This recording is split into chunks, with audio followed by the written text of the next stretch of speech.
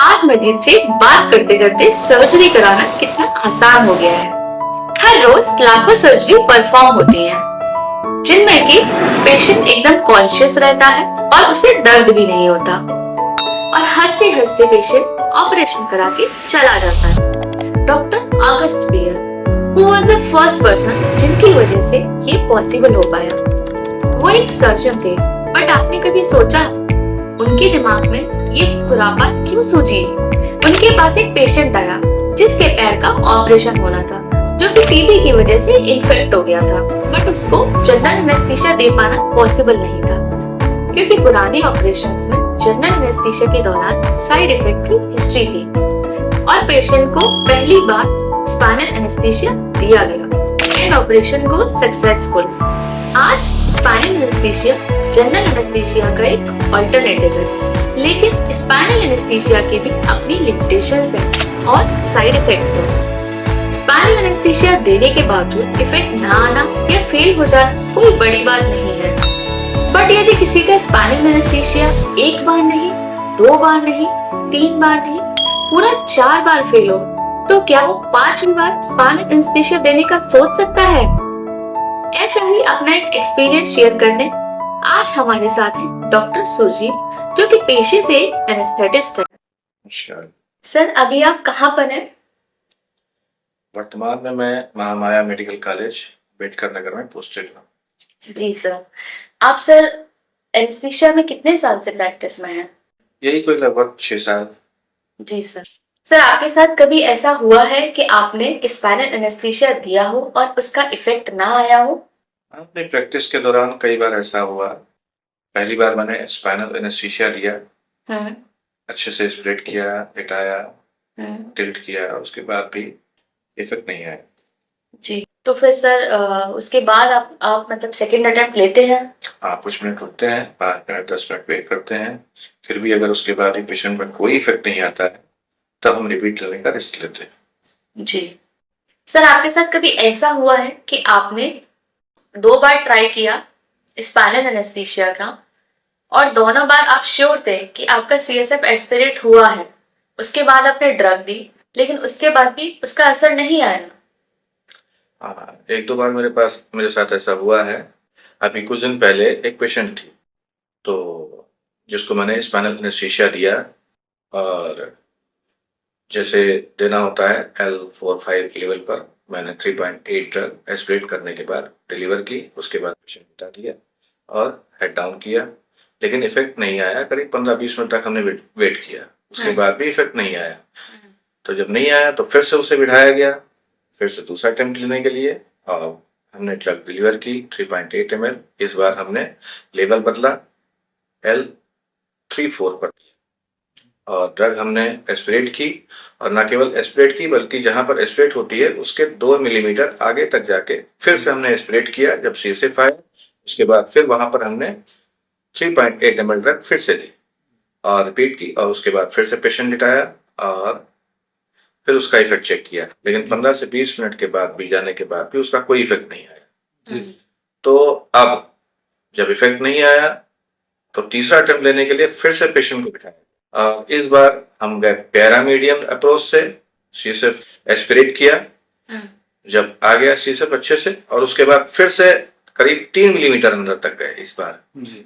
और फिर जब 3 मिलीमीटर अंदर तक गए, सीएसएफ एस्पिरेट किया, अच्छे से आ रहा था। उसके बाद फिर से हमने 3.8 ml ड्रग फिर से डिलीवर की और फिर से मरीज को लिटा दिया। अब लिटा दिया, फिर से हेड डाउन किया, उसके बाद भी कोई इफेक्ट नहीं आया 15 से 20 मिनट तक। हालांकि 3 बार से ज्यादा मैंने कभी रिपीट नहीं किया, लेकिन उसके बावजूद भी जब कोई इफेक्ट नहीं आया तो फिर से पेशेंट को बिठाया गया चौथे अटेम्प्ट के लिए जी।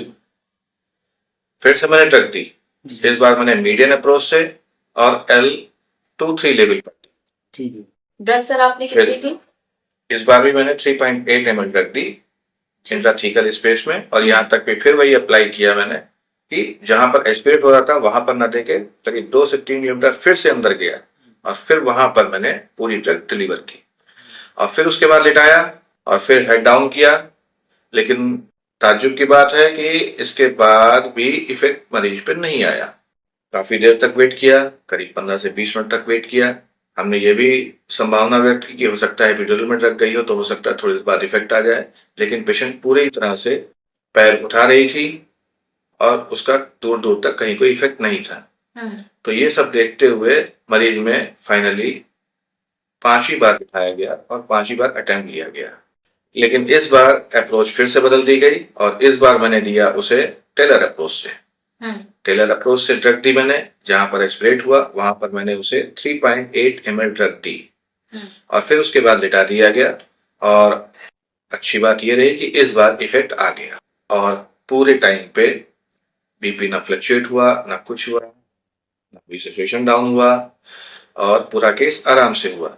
उसके बाद पेशेंट पोस्ट ऑप में शिफ्ट कर दिया गया। सावधानी यही बरती गई कि हेड एंड ऊपर रहेगा, ऑक्सीजन लगी रहेगी। तो ये करीब हमने 2-2.5 घंटे बाद तक वॉश किया उसे और 2-2.5 घंटे बाद हमने देखा कि इफेक्ट जाना शुरू हो चुका था, पेशेंट अपना पैर हिलाना शुरू कर चुका था। फिर उसके बाद फिर मैंने देखा थोड़ी देर बाद और जाके आधे घंटे बाद तो पेशेंट को अपना पूरा पैर हिला रही थी और यहाँ तक कि पूरा पैर उठाना शुरू कर चुकी थी। इसका मतलब फिर पूरा जा चुका था। तो ये था मेरा एक्सपीरियंस पिछले कुछ दिनों पहले का, जिसमें मैंने 5 बार रिपीट किया। शायद किसी ने और ने इस तरह से रिपीट किया हो।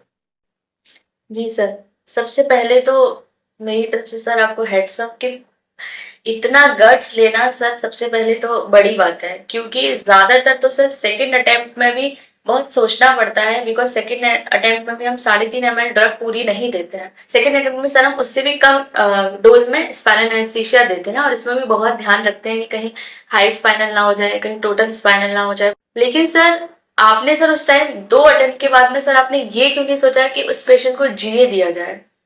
क्योंकि पेशेंट के अकॉर्डिंग उसकी पुरानी हिस्ट्री थी। उसका पहले भी एक ऑपरेशन हो चुका था जिसमें उसको पूरी बेहोशी दी गई थी, लेकिन उसके कारण उसको एलर्जी की, इस वजह से जीए नहीं दिया गया। और पेशेंट की कंडीशन ऐसी भी नहीं थी कि उसे एक्सीडेंट टाला जा सके। जी सर। इसलिए स्पाइनल में ही केस होना था और इमरजेंसी थी, इसलिए उसमें अटेम्प्ट इतने लेने पड़े। जब पेशेंट ने पैर उठाना शुरू कर दिया और ये पता चल गया कि हाँ इफेक्ट पूरा चला गया है, उसके बावजूद भी बीच बीच में कई बार उसकी मॉनिटरिंग की गई और अगले दिन यहाँ तक कि जब तक कि वो डिस्चार्ज नहीं हो गया पेशेंट, तब तक उसकी मॉनिटरिंग बराबर चलती रही और पेशेंट को कहीं कोई दिक्कत नहीं आई। पेशेंट डिस्चार्ज होकर अब घर चली गई है। वैसे तो ज्यादातर स्पाइनल एनेस्थीसिया के फेल होने के रीजंस में या तो ड्यूरा पंक्चर नहीं होता, या फिर यदि ड्यूरा पंक्चर हो जाता है तो हो सकता है कि उस ड्यूरा ने फ्लैप वॉल्व की तरह काम किया हो और ड्रग जो है कहीं ना कहीं एपिड्यूरल या फिर सबड्यूरल स्पेस में रह गई हो, या फिर हो सकता है कि ड्रग का बैच ही गड़बड़ हो जिसकी वजह से इफेक्ट ना आया हो। मुझे लगता है शायद ही किसी ने 5 बार स्पाइनल एनेस्थीसिया ट्राई करने का सोचा होगा या दिया होगा। 2 बार स्पाइनल एनेस्थीसिया देने के बावजूद यदि इफेक्ट नहीं आता तो हम जीए का ऑल्टरनेटिव सोचते हैं, लेकिन इस केस में जीए दे पाना पॉसिबल नहीं था क्योंकि पेशेंट की सिचुएशन ऐसी नहीं थी। हमारे जो भी जूनियर सीनियर्स हमें देख रहे हैं, मेरा उन सबसे सवाल है, टोटल 15 ml ड्रग जो कि CSF एस्पिरेट करने के बाद हर बार दी गई, आखिर वो ड्रग कहाँ गई? और यदि ड्रग का बैच गड़बड़ था या फिर पेशेंट की कोई एनाटॉमिकल एब्नॉर्मलिटी थी तो टेलर अप्रोच से इफेक्ट कैसे आ गया? आप लोगों को क्या लगता है? ये नीचे कमेंट करके बता सकते हैं। और यदि ऐसा किसी और ने भी एक्सपीरियंस किया है अपनी प्रैक्टिस में तो प्लीज कमेंट करके हमारे साथ जरूर शेयर करें।